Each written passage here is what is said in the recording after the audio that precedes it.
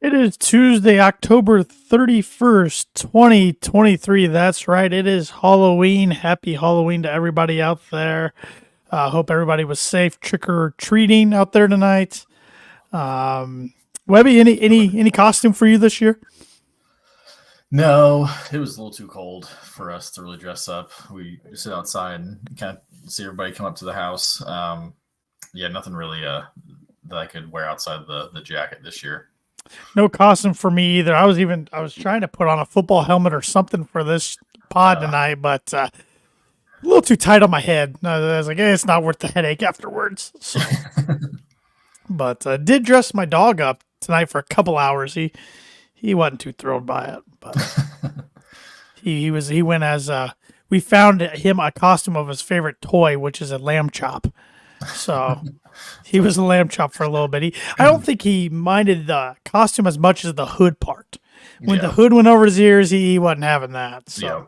we tried, but nonetheless, hope everybody had a good Halloween or is having a good Halloween. And thanks for joining us tonight on the Boiler Breakdown podcast, which is brought to you by, like it is every week, Mad Mushroom and the shop. Learn more about them later on in the pod. And we are streaming live on the Boiler Breakdown Facebook page, on our Twitter X page, and our YouTube channel. So subscribe, hit that notification bell, hit that like, hit the follow, do all that good stuff if you haven't already at Boiler Break Pod on all social media platforms. So with that said, let's dive right into it.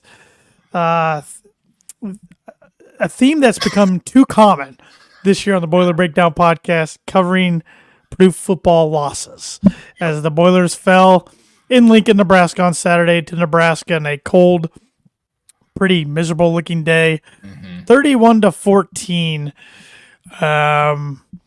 My opinion, this is right up there with the Iowa loss in terms of frustration. Yep.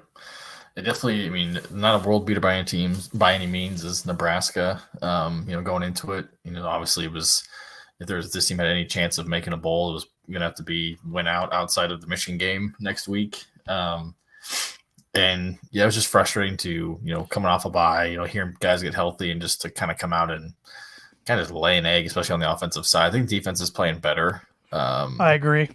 But yeah, just the offense, just inability to move the ball or put up points is pretty frustrating. I mean, we were handed a gift 10 seconds into the game Yep. with a fumble recovery on the opening kickoff. Didn't even get an attempt to kick field goal. We had to punt. That was a foreshadowing of how the day was going to go for the offense. Mm-hmm. It is just maddening. Like you said, I thought the defense played well enough. The defense kept Purdue in the game for the most part. Special teams hurt Purdue, blocked a field goal for a touchdown, which Ryan Walters stated after the game and has stated since yesterday in his weekly Monday press conference that sounded like that was more of the bad snap and bad hold. And Freehill never really had a chance on the kick, but still, that's part of the operation. Yep. Got to get that cleaned up. That is part of the game that Purdue just has not been good at this year, is the kicking game. Just has not been good at. But bright spots, defense, Kydron Drinkins and Nick Awesome. Nick Scorton were both world beaters. Kydron, of course, had I think four. I got the box score here. I can look it up without misspeaking here. Let's see here. What on the day he had 7 tackles, 1 assist, 2 sacks. One of those was a scoop and score, which he pretty much just took out of the hands of Jeff Sims and kept Purdue in it for a little bit. Nick Scorton had 6 tackles himself, half a sack. Then Dylan Thieneman who ended up being Big Ten Freshman of the Week again. 7 tackles, including 2 forced fumbles. So, which Nebraska fumbled 4 times.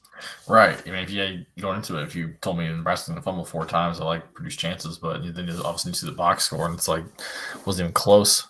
I mean, really wasn't until the end when, we threw a touchdown and it kind of became respectable, but this game was kind of out of hand pretty early. Just, and Nebraska got a good defense. Arguably, at least in terms of rush defense, probably the best in the Big Ten, if not it's right behind Michigan. which Purdue didn't catch any breaks here with going back-to-back pretty good defenses. Yeah.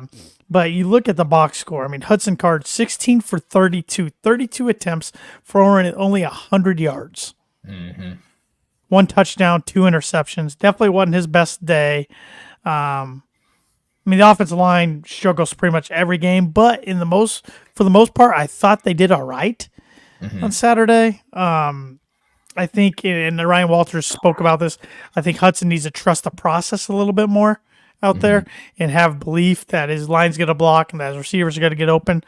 But I can't really blame the guy because a lot of times when we see replays, guys aren't getting open anywhere. Right. Yeah. Anywhere. Yeah, just lack of playmakers is really hurting. Lack of playmakers, and I am saying, okay, only completed 50% of his passes. Well, he had 5 if not 6 drops too. And most of those were probably enough yardage for first downs. I mean, look at receiving. Jaden Dixon-Veal was the leading receiver with 4 catches for 38 yards and a touchdown. Nice to see him finally get in the end zone. TJ Sheffield had 4 receptions for 28 yards. Garrett Miller, 5 for 26. He had a couple drops, wasn't his best day. Deion Burks, only 2 receptions for 8 yards. And Tyron Tracy, 2 receptions for -1 yards. So that just won't cut it. That just won't cut it. Rushing, Devin Mockbee, 7 carries, 42 yards, but put on the ground once again. Tyron Tracy, 10 for 29. Hudson, 11 for 22. And Dylan Downing, 1 for 3. Just nothing out of the offense. And that's what's frustrating. I feel like this offense has been going in reverse ever since the end of September against Illinois. Yeah, 100%. I mean, start of the year, it was looking pretty good. Obviously, the business. I thought Hudson played pretty well. We didn't have a turnover until the Wisconsin game. But ever since, like you said, the calendar turned to October. It's been, to go on theme, it's been a nightmare. Yeah, it's just, I'm looking at our schedule, and unless we pull off the upset of the year in college football, a bowl game's not happening, which is frustrating because, I mean, you look at Purdue on paper, 2-6, but I feel like this team's definitely talented enough to get to a bowl. Coulda, shoulda, woulda. But I'm still trying to be optimistic. Okay, if we lose to Michigan, we're 2-7. I still think we could grab those last 3 games, but we could also lose those last 3 games, lose the next 4, and be 2-10. I mean, there's no guarantee. I mean, those last 3 are probably going to be toss-ups. I mean, Northwestern's playing a lot better football as of late. They're 4-4. Indiana had their best showing, arguably their best showing of the year against Penn State. Now we'll see if they can replicate that going forward. And then Minnesota, I mean, they should probably beat Illinois this week, and they'll become bowl eligible. So, I mean, they're still in it for the West. Nebraska, who Purdue just lost to, they might be in the driver's seat to win the West, which how fitting would that be? They finally win the West, and last year that it's going to be in its current form. But just very frustrating game on Saturday. Looking at Nebraska, Hareberg he was only 6 for 11 for 122 yards, but he had 2 touchdowns, 0 interceptions. And he had 19 carries, but only for 22 yards. So defense kept him in check for a mobile quarterback. Emmett Johnson, 13 carries for 76 yards. Nobody else really did anything. Then receiving, they gave up 1 big play. That was Jaden Lloyd's only reception of the game was a 73-yard touchdown. And then offensive or defense, of course, they had 2 guys get interceptions. And the box score is only showing 1 total sack for the black shirt defense. So, it was definitely there for Nebraska was trying to give it to Purdue. Anytime you put the ball on the ground 4 times and your opposition recovers it all 4 times, that's usually formula for success, but wasn't the case. And that's just going back to the offense. It's just the struggles. And it's not, I'm trying to give the staff benefit of the doubt because I think we can all see the personnel's not there, right? The talent's not there.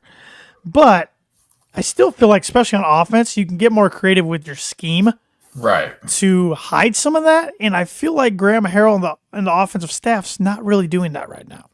Yeah, it feels like they're just trying to line it up and just all right, let's just play almost like play into the hands of the defense of like, as if we had all those pieces, but we didn't. That's something that you can give Braum a lot of credit for was, in those, especially those early years when we didn't really have the Rondale Moores. I mean, we had it his second year, but like the David Bells and those types of players, when the personnel was maybe lacking, he did get, pretty creative with the play calling when we saw, an abundance of trick plays, especially his first year and kind of a little bit into his second year. So like just doing little things to try and keep the defense on their toes and, change it, just either running it or trying to go over the middle or whatever. I mean, I thought Hudson threw some pretty good deep balls. Just the guy just couldn't get to him or whatnot.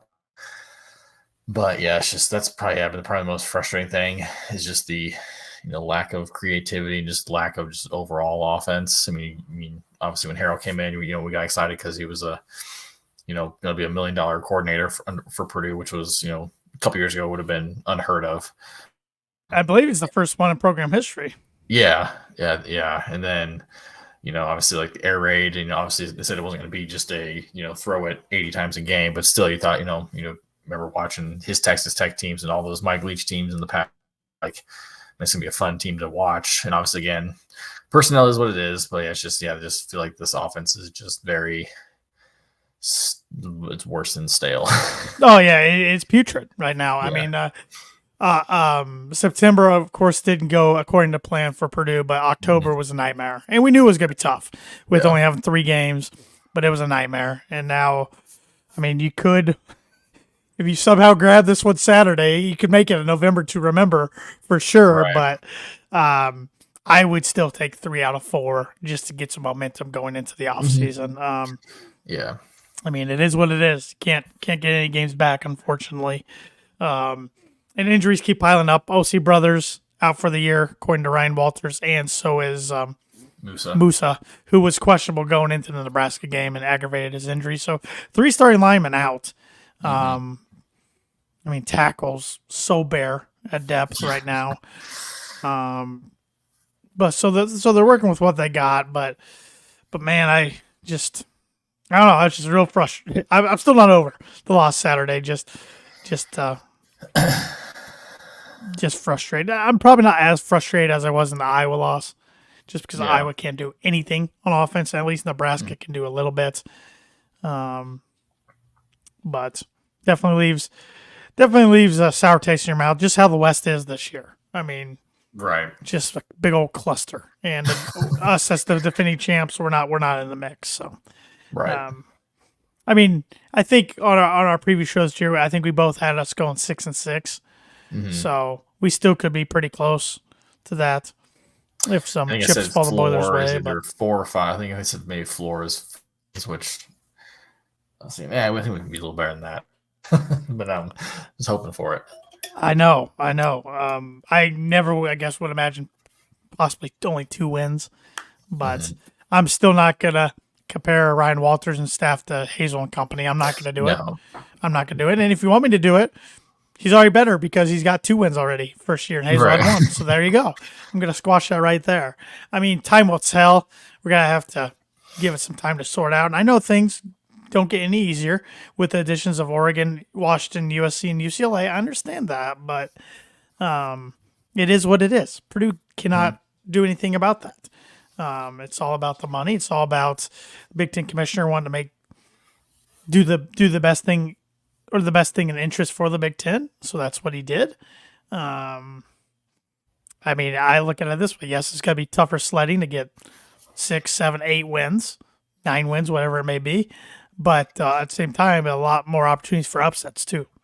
And better chance for recruits in portal. I mean, you're going to pretty much have a big game week in, win out, week out. So yeah. Any more thoughts from Saturday's game? I know we didn't go real in detail, but it just it was pretty much a synopsis of Purdue couldn't take advantage of forcing Nebraska into 4 turnovers, and Nebraska took advantage of Purdue's turnovers. So yeah, not a whole lot to add to it. Just it's just been disappointing. Just kind of just been the theme all month. But yep. And next up, the opponent coming up Saturday for Purdue at 7:30 on NBC, national primetime television. It's a trip to the big house to face, it was number 2 in the polls, but tonight the playoff polls came out and they're number 3. Either way, 2 or 3, who cares? A really good team in the Michigan Wolverines, a team that historically has not been kind to the Boilermakers. No. All time, the series is 14-46 going to Michigan. Record at the big house, Purdue is 6-31. Yeah, I'm surprised they've played against each other at the big house 37 times compared to only 23 times in Ross-Ade, which Purdue's 8-15. Purdue has lost their last 5 meetings, including the latest being in the Big Ten Championship last year at Lucas Oil, 43-22. 2017 was the meeting before that last year. That was 28-10 in Jeff Brom's first year. Before that, you got to go back to Danny Hope, 44-13 loss at home in 2012. And the last trip to the big house was on October 29th, 2011, in which Danny Hope and company lost 36-14. Purdue's last win in the series was in the big house on November 7th, 2009. Joey Elliott led Boilermakers, went up there and beat Rich Rodriguez 38-36. It is pretty fascinating. Out of the 14 wins for Purdue in series history, the first 3 were double digits. Ever since then, the last 11 were single-digit victories over Michigan. So the wins they have had are always close, always close. I know your dad has spoke on some of these in the past. I don't remember if it was 76 or 79. Purdue won in 76, 16-14, and won in 79, 24-21. It was might have been 79 maybe he was at. I think Michigan was like number 2 in the country or something. Yeah. Crazy like that. Also beat him in 84, 31-29. Then didn't beat him again until 96. Jim Coletto, I think that was his last victory as Purdue head coach. 9-3 win in Ann Arbor. Wow. And then Drew Brees, everybody remembers the Travis Dorsch Drew Brees game in 2000, 32-31 victory. And then Purdue didn't beat him again until 08. Joe Tiller's last year was Justin Siller to Desmond Tardy, hook and ladder, 48-42. And then, like I already mentioned, Danny Hope, 38-36 victory. So we back-to-back years. Wow. Beat him back-to-back years. I was looking at this. I mean, I remember a little bit of the 2000 game. I remember I felt bad that day. My dad missed the game to go to my youth soccer league game, the only year I played soccer. But then, so I remember watching the next year. Purdue went up there in 2001, lost 24-10. 2002, lost a heartbreaker at home, 23-21. 2003, which is arguably the most talented Purdue team of our lifetime, got just shellacked 31-3. I think that was College Game Day in Michigan. I'm not 100% sure, but I think it was. I'm thinking of 2004. I'm thinking of, because I think 2004 was the game after the right after. And Purdue lost 16-14, and they were driving to take the lead, and freshman Dorian Bryant, just got absolutely lit up and fumbled. Like spun like a helicopter. Yeah. Then 2007, I do not remember Purdue playing Michigan 2007, but up in Ann Arbor lost 48-21. I knew we didn't play them in 05 and 06 because back then in the 11-team Big Ten back in the day, there were teams you didn't play for back-to-back years. And I remember Ohio State and Michigan, 2005 and 2006. They were off the schedule. It was like, oh, these are the years. 2005 didn't make a bowl. 2006 went to the Champ Sports Bowl. So didn't take advantage of those. We still had to play Wisconsin. So right on cue, like every week, Cameron Day here on Facebook says came out and looked slower than his 93-year-old grandma. No disagreements here. I want to see Grandma run. That'd be pretty impressive. But yeah, no, Cam. Yeah, no, nobody outside of Jenkins, Scorton, or Thieneman, I thought really played very well on Saturday. Yeah. But individually, but defense as a whole played all right. So, I mean, defense only gave up 24 points. I mean, theoretically, because 7 of them came from the special teams. So right. It's like, I mean, 24 points, like in today's college football, I feel like 24 points is a pretty good showing. Like Yep. you should be able to score 3 touchdowns and feel like, but I don't know. He also asked, "Is this year a disappointment?" Um, I mean, obviously not over yet. I'd say as of right now, yes. Just not even from like a win-loss standpoint, because like I mean, yeah, I mean, you could argue like we had a tough schedule, obviously, and we haven't had the traditional cupcakes, but like disappointed just for the fact of like just how bad the offenses looked. If we had lost these games, going down swinging or like lasting a field goal, if we'd still had the same record. But the Iowa game, I mean, the Iowa game was still pretty. I guess we had a chance to win it at the end, but had some of those games, like especially this Nebraska game, had been a little bit more competitive, and just the offense just not looked so horrible. I would say it wouldn't be, but just from the standpoint of just how do we have like no idea what's going on? Yeah, That's disappointment for me. Yeah, I think it's disappointing now. I thought we'd be a little better than 2-6 at this point, starting November. And of course, we have some key guys out in injury and some key positions, but every team in college football has faced injuries this year, especially now late in the season, getting into November. So I'm not going to use that as an excuse. I still think the defense is starting to get better. I made that prediction at the start of the year. I thought the defense would be a lot better by the game 12 than it was game 1, and I think we are seeing that. But the offense has been in reverse since late September, the Illinois game. And I did not foresee that coming. I expected a lot more of the offense, and I expected more of Hudson Card too. Yes, the line hasn't been great around them, and they've been injured.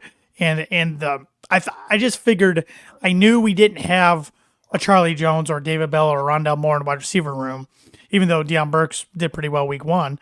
But I thought with the depth of guys and how many wide receivers we had that we could put in a rotation, we'd be a lot better in that area, and that just hasn't been the case. Garrett Miller hadn't been the same with his knee. So I would say going into the offseason, the two positions they really need to hit hard are offensive line and wide receiver in the transfer portal. So, and defensive backs wouldn't hurt to get a few more of those, but that's why he recruited a bunch of those in the class of 2024. I mean, this staff has done a good job of recruiting. So I'm definitely not giving up hope.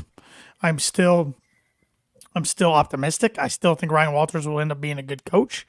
It's just going to take some time. I mean, there was some people I thought that were a little delusional, expecting 8 or 9 wins this season. Yeah. I just never thought that was going to happen. I mean, it was very easy to buy into just like the hype. And I could see like, of just like, hey, young coach, super energetic, like, again, bringing in a quarterback who was playing at Texas, and we weren't bringing in guys, especially a couple of transfers, like we weren't bringing in guys who were playing at, Ball State or, I mean, I guess we had a couple of NAIA guys, but like we were getting in like a Penn State guy, some SEC guys. Was like, okay, we're gonna have some legit talent, like maybe we could compete, but I mean, again, like going back, like we should have known, just looking at the bowl game last year versus LSU. Like, just should have known, like, okay, this is what's left over when your best players are all gone, like either going to the NFL or academically ineligible. So like it should have been like a time like, man, we got a lot to work, had a lot of work to do, but it is what it is at this point. It is. Yeah, you're right. It is what it is. And it just disappoints me. And I know not all Purdue fans are this way. I only see a lot of negativity on Twitter and Facebook and Knucklehead Central and Golden Black especially. But it does disappoint me to see so much negativity around the football program, to where it seemed like, and I don't know how to say this. I understand the hype around basketball. Don't get me wrong. We're all excited about basketball. But it was disappointing how many people I think didn't even watch the football game Saturday and just watched the basketball scrimmage instead of watching both, or maybe watching football and then basketball. Because, yes, we are a basketball school right now. And historically, I think probably more of a basketball school, even though I don't think it's as big of a margin as a lot of people probably think. No. But I don't want to be known as just a basketball school. I want to be a school that's good at both. And I really, sometimes on the message boards, feel like some people never want the football team to be good. Yeah, which is, I feel like it's crazy because although I do like consider Purdue a basketball school, and again, I mean, basketball is my favorite sport, and Sure. if you were to ask if I had to watch Purdue football or basketball, like if I had to pick one, I'd probably pick basketball. Sure. But I feel like growing up and all that, like I feel like everybody I talked to, like they were like I think even my dad, they'd be more excited for football. I mean, obviously there's a lot more that goes into it, like the tailgating and good weather and all that kind of stuff. Like, and you can't really do that with basketball because it's right. 24 degrees in the middle of January in the middle of Indiana, and that's tough. And games and there's, are played. And there's more tickets available for football. More tickets available. So yes, it can be more of a family event for football. Cheaper. Yeah, a lot cheaper. cheaper. But yeah, I feel like I used some more people who were like, it was like, basketball, yes, they were excited for it, but it was like they got up for football. Like if it was right. if it was a big football win, it was way bigger than a good basketball win. Right. I think part of that has changed now. I think it's a testament to Painter and what he's done. Yes, he's definitely raised the level of expectation. And obviously it's a lot easier to succeed in basketball than it is football because the talent gap in football is just a wide margin. Mm-hmm. But yeah, it is a bit disappointing. Like even like before September was over, it was just like it's a basketball season. I was like, okay, I mean, yes, I'm excited for it. I can't wait, but it was just like, come on, man, right. Like I don't want to do this again. Like I remember doing that. I'm not trying to make comparison, but the Hazel years, it was like and even then, some of it wasn't that great. So it was like, God, basketball. Basketball's down too. Yeah.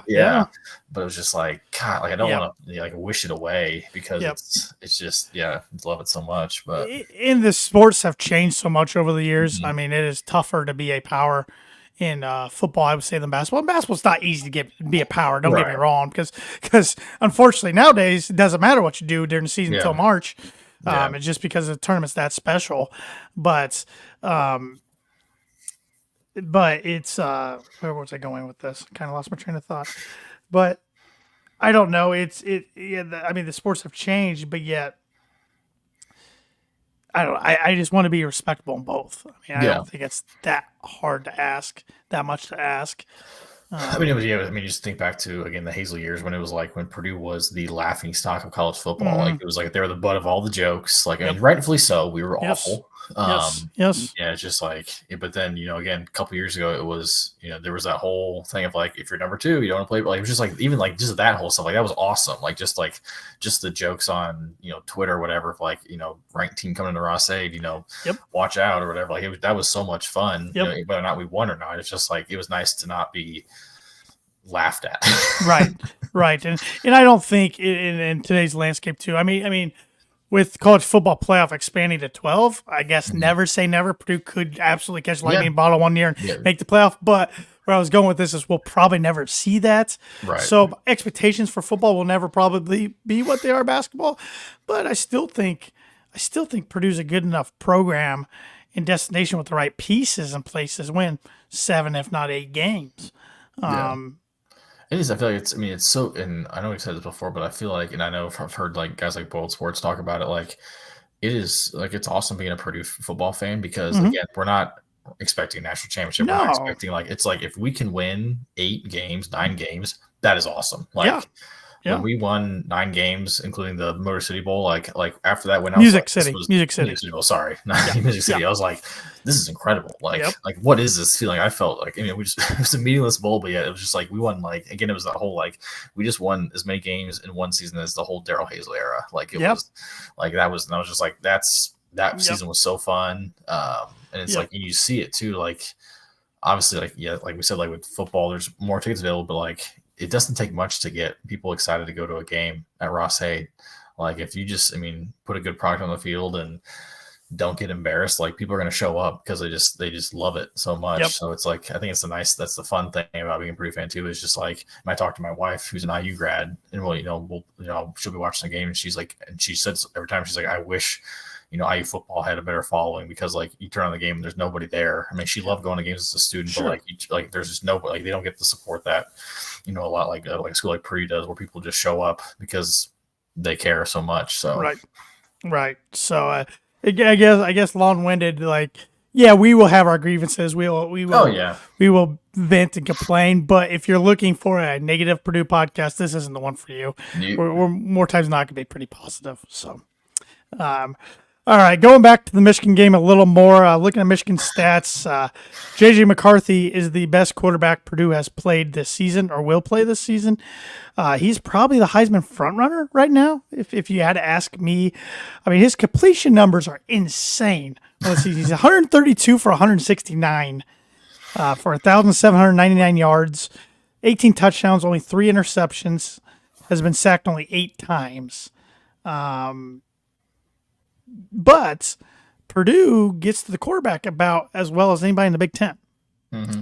And one of the better teams in the country at that. So hopefully they can get some pressure on him, and maybe he does slip up and make a few mistakes.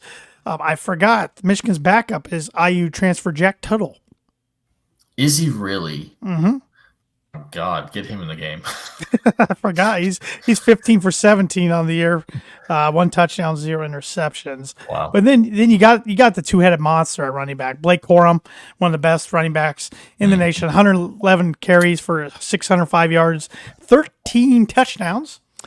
And then Donovan Edwards, six carries for 211 yards, only 1 touchdown. I think he's been a little banged up this year here and there, but.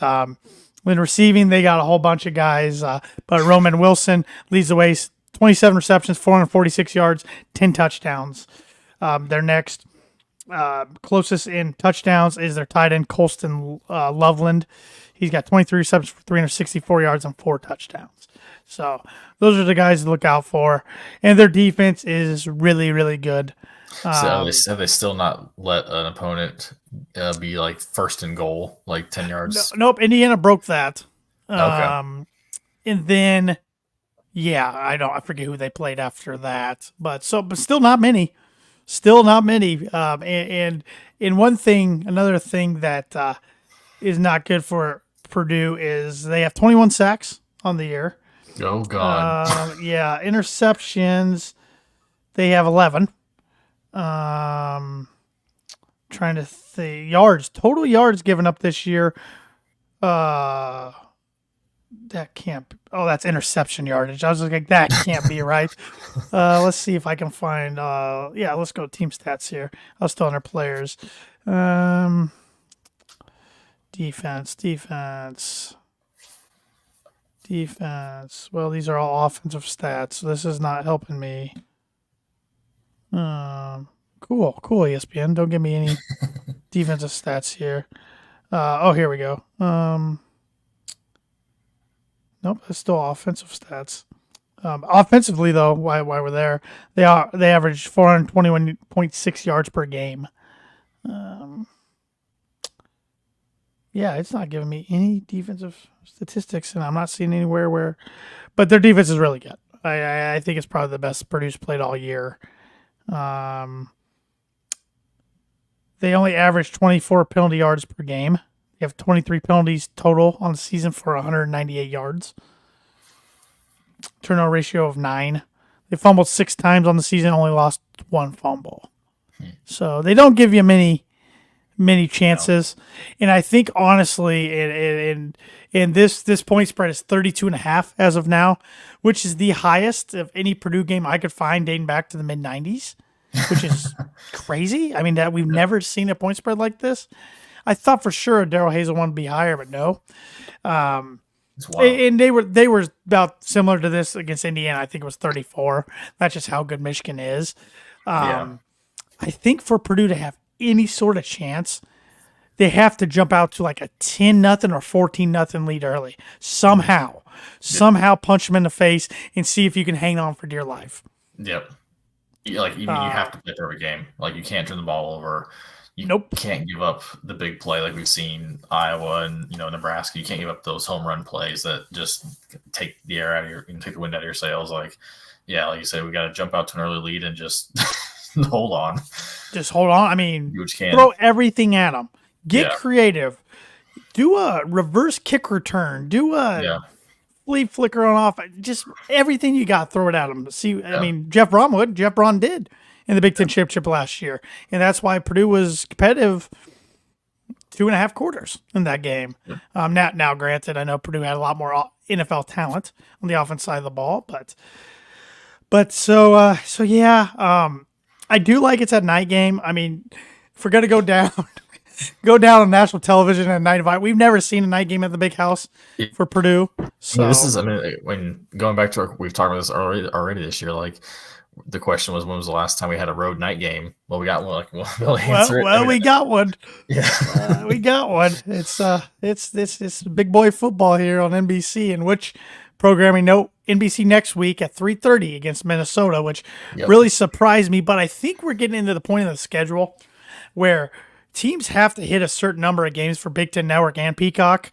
Mm-hmm. So I think they're just kind of, the puzzle pieces are fitting where due, and because I think Fox gets the first pick every week for the noon game, then NBC for the night. Then after that, I don't know where it falls.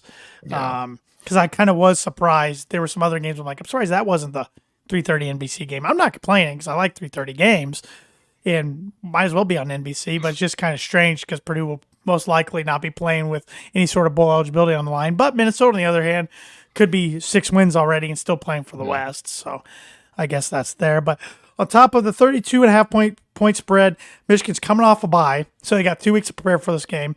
But the 2 weeks hopefully will be a distraction with all the sign stealing allegations. But I have a feeling they're going to be pissed off instead. Yeah, I don't think Purdue sign is going to be the reason they win this game. No. But it is interesting, all these allegations. They keep getting deeper and deeper into this stuff. Yeah, when it first came out, I was like, okay, like everybody, like I guarantee, like, I mean, not everybody does it, but like, you know what I mean, like the big boys do it. Like they have to at this point, like to get an edge in today's age, like, yeah, but you have to do something. As wrong as it is, but then just kept more and more kept coming out, and I was like, good, like this is this is insane. And it is kind of strange how Michigan under Harbaugh, I mean, they had some good years early, but they had some down years. These are making a lot of sense right now, and they weren't meeting expectations. And all of a sudden, like kind of overnight, the last few years, like Michigan's back to being one of the top 5 programs in the country. Yeah. Where did this come from? Michigan fans like, oh, see, our patience paid off. So it's going to be interesting. And Michigan supposedly took the contract bump to make Harbaugh the highest paid coach in the Big Ten off the table. And it'll be interesting to see how this all shakes out and up in Ann Arbor at the end of the day. But before we get into predicting games around the Big Ten, around the country, and then ultimately the Purdue-Michigan game, I want your spicy, bold prediction for Saturday's game. Man.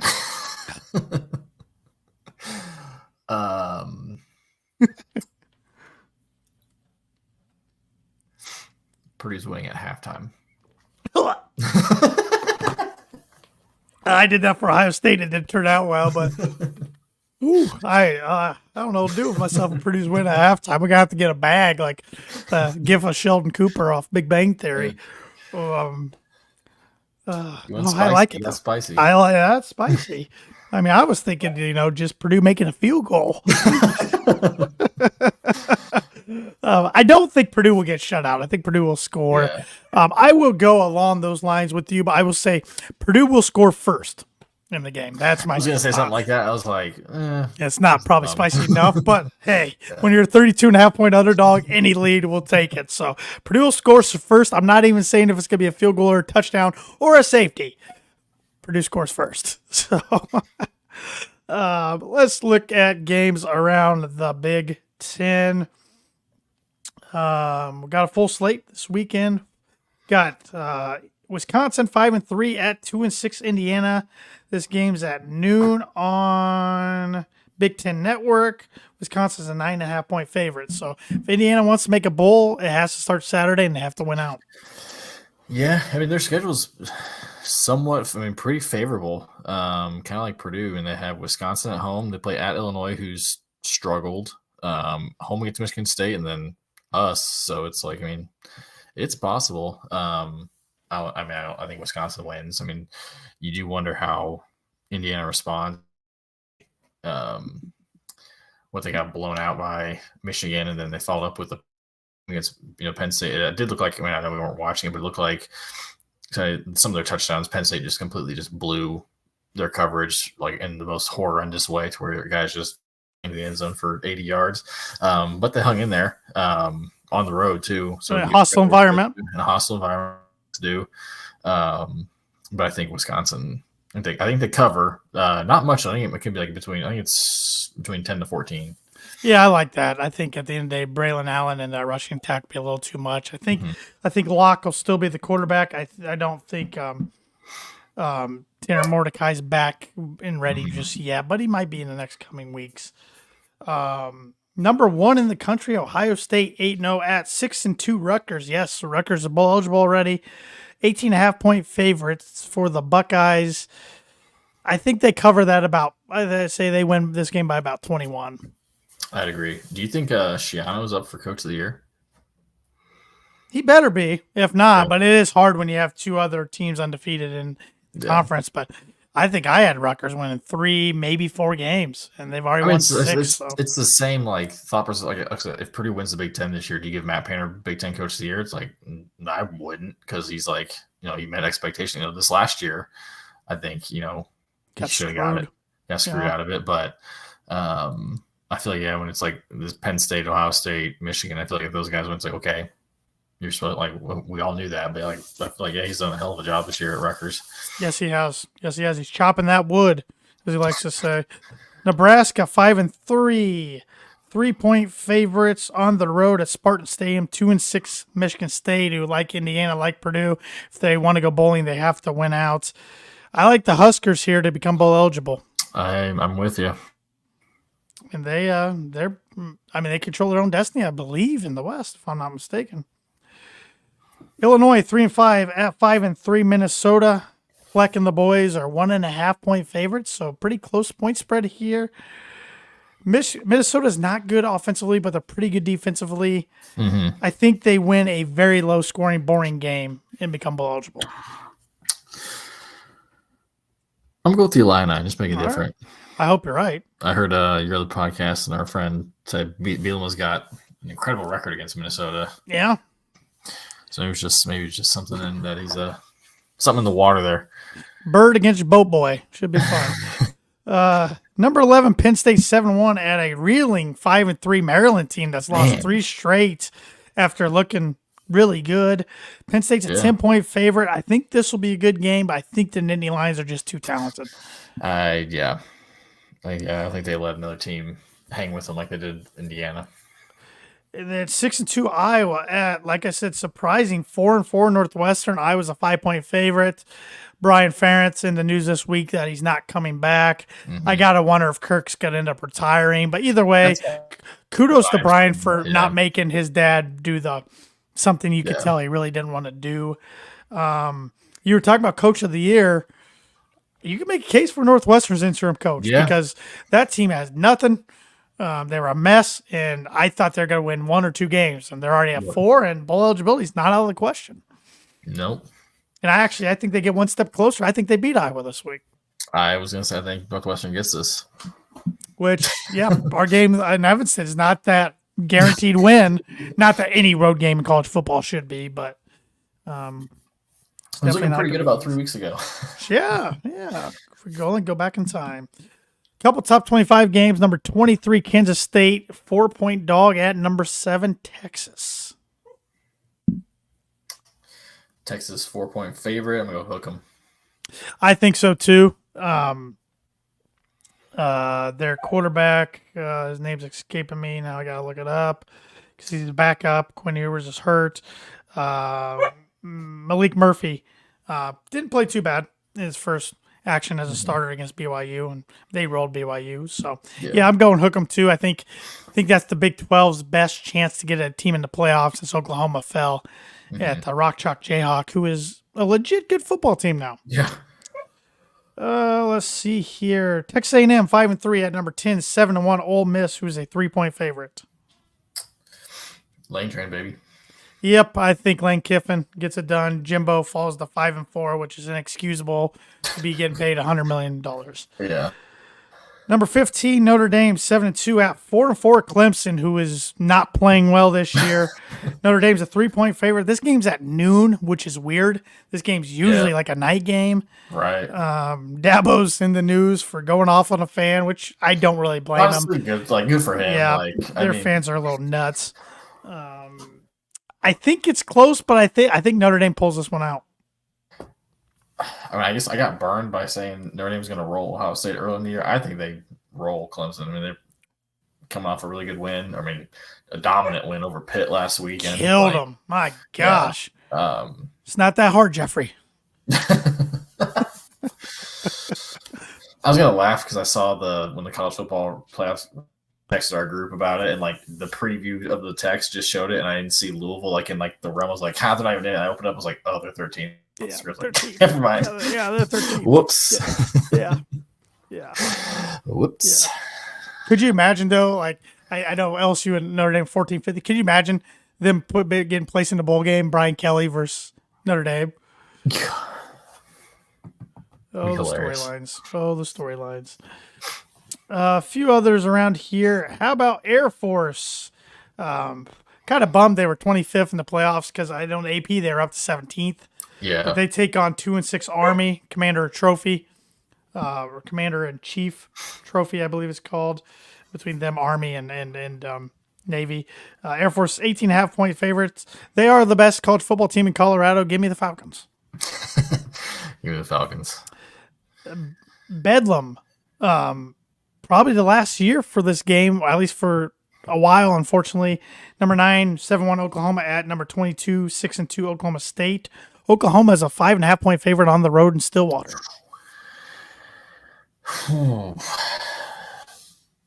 I think they get a bounce back win. I do too. But this is one of those rivalries that we've seen over the years kind of unfortunately dissolve due to conference realignment and expansion. Yeah. That's one I hope they find a way to keep playing. I'm glad Texas A&M is going to ramp back up with Texas going back in the SEC. It's just too bad that some of these rivalries are going to the wayside because they don't really ever replace them with anybody else. So, Virginia Tech 4-4 turned in their season around, which is nice to see from Purdue perspective. They go down and meet our old friend Jeffrey Brom, 7-1, ranked 13th, like you said, Louisville, who's a 9.5 point favorite. Come on, Hokies, but I think Louisville gets it done. I agree. I think Louisville's a little too talented. Yeah. I think they get it done as well. 7-1, number 12, Missouri, one of the surprises of the year around college football. At number 2, 8-0, Georgia, who is a 15.5 point favorite. Give me the Dogs. I think so too, but I think the Tigers put up a fight. I like this Missouri team. So Barry Horowitz was on the hot seat. Definitely not on the hot seat anymore. No. So number 21, Kansas, 6-2 at 5-3 Iowa State. Matt Campbell's turned that season around because I thought he was in trouble for a while. Iowa State is a 2.5 point favorite at home. You're giving me the Cyclones. Give me the home team. I'll take the Jayhawks. Be a little different. A couple more here. Number 5, 8-0 Washington at number 7 and number 27-2 USC. Washington 3.5 point favorite on the road because USC can't stop a nosebleed. A shootout. Yeah. I guess I'm glad this game's on at 7:30, and so is the LSU Alabama game because I was going to say the exact same thing. It takes me away from our game. Exact same thing. Our game start first at like 7:30. Okay, people will tune in for 5 minutes and then change the channel. Give me Washington. Yeah, USC, I hope we give everybody a reason to flip over to our game because that means something crazy is going on.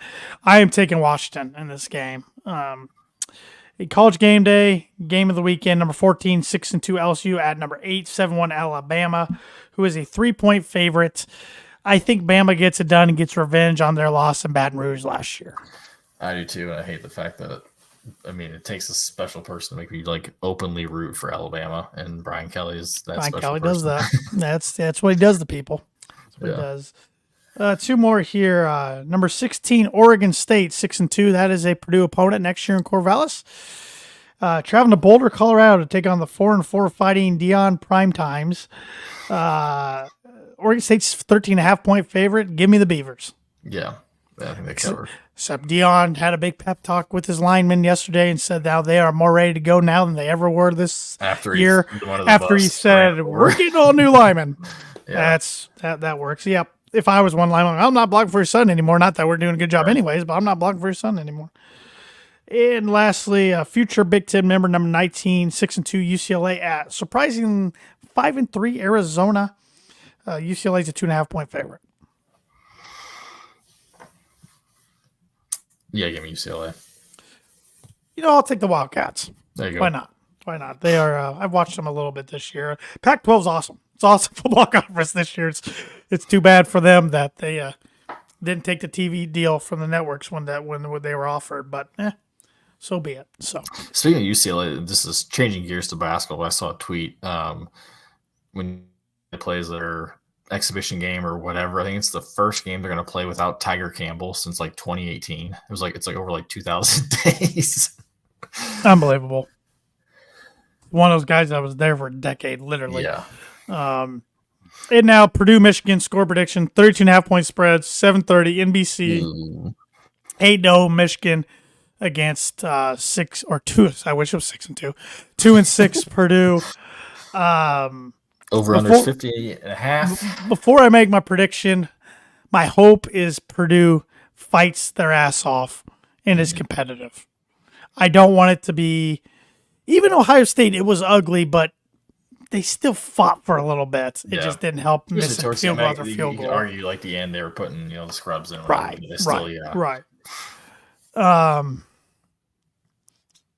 I think Purdue covers. I'm picking Michigan. Unfortunately, I gotta hope I'm wrong. I might have to streak around my neighborhood if I'm wrong. I am going Michigan 38, Purdue 20. Okay. And my score was a little worse. I was doing a Michigan 41-14. I could easily see that too. So really nothing would shock me.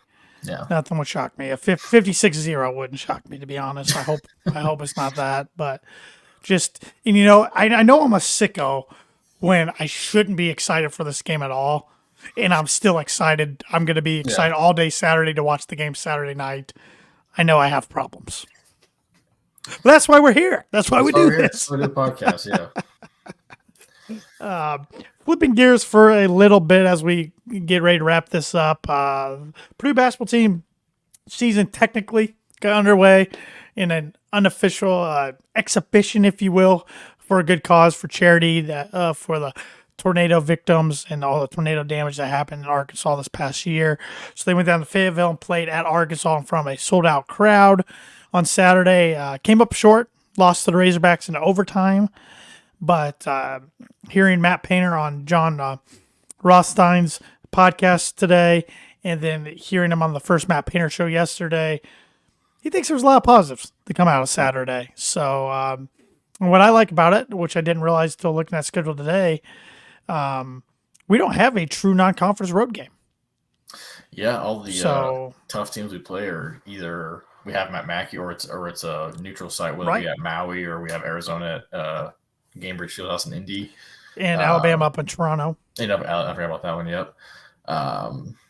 It's the – usually I'm like, hey, they're great games, but you like to have like that one, So, I guess we're not as young. Last year was probably more important to have those guys have a true road game to be able to kind of get acclimated to like a crazy environment before they go to a Breslin Center or Assembly Hall or whatever.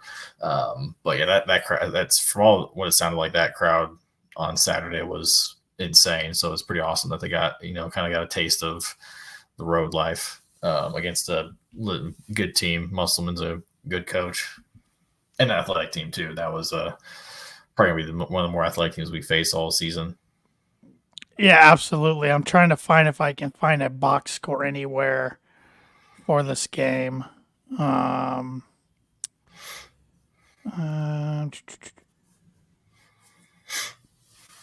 know Zach Edey was in foul trouble.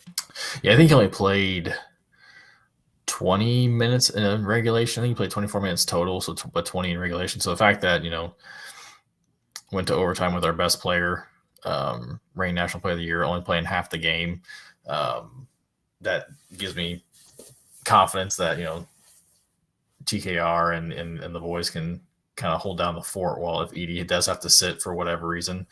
Obviously, I hope he doesn't have to just because he affects the game so much. But sounded like Fletcher played really well. I think him and Brighton did a good job driving. So obviously last year it was either 3 or post possession, so it was nice to have some guys that can get to the hoop. Same with Lance Jones. It sounded like he might have had a little trouble shooting the ball, but again, he was 2 for 11. Yeah, they're a super athletic team that were playing. But he did start. He did start. Yeah, started at the 3. I wasn't really, like I said, something I was kind of hoping, or not hoping, but I wasn't upset that we lost, or kind of glad, because it's like it gives a chance for, not that they have a reason to be to kind of be feeling themselves because of how last season ended, but you get preseason ranked number 3, all this this things that are the preseason accolades start rolling in about Edey's already a preseason All-American, Big Ten Player of the Year, all that kind of stuff. So kind of having a loss in quotations at the very beginning kind of gives a chance for Painter to have a chance, or gives him an excuse to get after him in practice. Yeah, and it just makes me laugh. I told you guys the message boards were going to be up in arms if Purdue lost this game, and up in arms already. Calling Matt Painter Mr. March and all these things, which they're not going to go away until Purdue eventually gets over that hump and gets to a Final Four. It's just that is what it is, and I've come to accept it. But yeah, I'm glad they got down in a hostile environment and played a really good team who should be good throughout the year. Got some good experience. Took a crazy 3-pointer from the sounds of it by Arkansas with 26 to go to put the game in overtime. So, and I'm glad Purdue played and Arkansas played with a structure, to whereas some of these other exhibitions, it was you can foul 7 or 8 times. Yeah, I think Malik Hall had 12 fouls in this game against in their loss to Tennessee. In their loss, I thought it was a joke until I was like, oh no, they actually don't have a foul limit in this game. Illinois lost to Kansas. Illinois beat Kansas. And that's what I meant. I definitely, yep. So a lot of top teams went down in these games. It's no big deal. I think the top 5 preseason teams all lost their exhibitions, which is pretty funny. Did Duke? Yes, I think that I saw that some of those they lost. I think they had lost Michigan or something interesting. Okay. It was so it's Louisville lost to a Division II school. So could be worse. Yeah, so Indiana was down at halftime to UIndy. I know they ended up winning, going away in the second half, and I shouldn't say anything. Grace College coming in tomorrow night to Mackey Arena, and they're ranked number 2 in NAIA. So I shouldn't say anything. They got some players. Yeah, well coached. It'll be their Super Bowl. So when it comes to these exhibitions, you always like to win going away and come out injury free. That's the main thing. But yeah, the season tips off next Monday night at home against Samford at 6:30 on Big Ten Network, and then they got Morehead State, right? Yep, on Friday. Friday night, which is not televised, which is dumb. And then ESPN Plus. Yeah, I'm not doing that. Nope. I'll listen to Rob Blackman and the boys. Yeah. And then as a tough Xavier, or I don't know what Xavier's supposed to be this year, but a good program historically coming in the following Monday. At 8:30 against the Boilers. So basketball season is back and ready to go, and we will be doing another podcast this week on Thursday, shooting for the same time-ish. Yep. 8:30-ish, sometime in that time frame. We will be doing our 2023-24 Purdue basketball preview show that we always look forward to doing. So we will save the rest of our thoughts on basketball season for Thursday night. But before we let everybody go, we got to let you know who this show is brought to you by, and one of those sponsors is Mad Mushroom. Saturday night, got 7:30 game against Michigan. Nobody wants to cook on a Saturday night. And maybe you're not feeling like going out to eat, but if you are feeling like going out to eat, Mad Mushroom is the perfect spot. But if you're not feeling like going out to Mad Mushroom, you can get that delivered right online or by the phone as well. And Mad Mushroom has been serving Boilermakers since 1993. They're located in the heart of West Lafayette, known as the home of the original cheese stick. cheese sticks. But whenever Evan, Andrew, or myself go, we like to sit down and have an ice cold beer while trying out their latest pizza of the month, which unfortunately I don't have the pizza of the month for November yet, but check our socials tomorrow. I will have those up when Mad Mushroom gets those up. But if you're watching tonight and you're looking for a late night snack, you can still get their October pizza of the month, which is a pumpkin spice pizza, is a dessert pizza featuring a sweet pumpkin spice pie mixed top with roasted mini marshmallows and finished with walnuts and powdered sugar, starting at just $14. So you can get yourself one of those. You can get yourself some pizza, some wings, some grinders, of course, cheese sticks, and use discount code BREAK5 or tell them Boiler Breakdown sent you. You'll get $5 off your order over $20. That's at madmushroom.com. Mad Mushroom, feed your head. And Evan, like always, has some sharp-looking Purdue apparel on, and I'm guessing you got that from this upcoming sponsor? I do. I'm actually wearing the same exact shirt design underneath. I just had it, and it just went away. 1 second.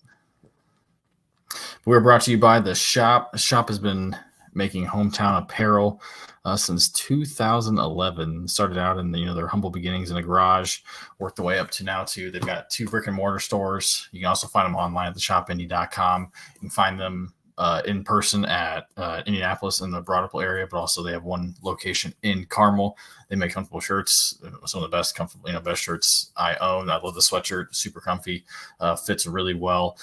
They've got Purdue, deals with Purdue, Butler, Indiana, Ball State, Indiana State, Wabash, all the schools that matter in the state of Indiana. All the ones who aren't too greedy. Right. Along with some of the professional sports teams, Indy 500, Indianapolis Indians, great people to work with. We love having them on. And you can, Christmas, it's less Halloween's than 2 months here, so it might as well be Christmas. Yeah. We're basically in November, so get the shopping. Get the shopping. If you got someone in your life that you want to get them a nice shirt or a drinkware or a hat or whatever, go online to shopindy.com. Use promo code BREAKDOWN and you get 25% off. You will not be disappointed, that is for sure. And the Purdue fan or any fan that the shop carries their team apparel will not be disappointed for that Christmas gift, birthday gift, just a gift in general, whatever it may be. You can't go wrong with the shop. So, any final thoughts, Webby, as we wrap this up until our basketball preview on Thursday night? No, just another opportunity on Saturday. Shock the world. Why not? Let's do it. Looking forward to.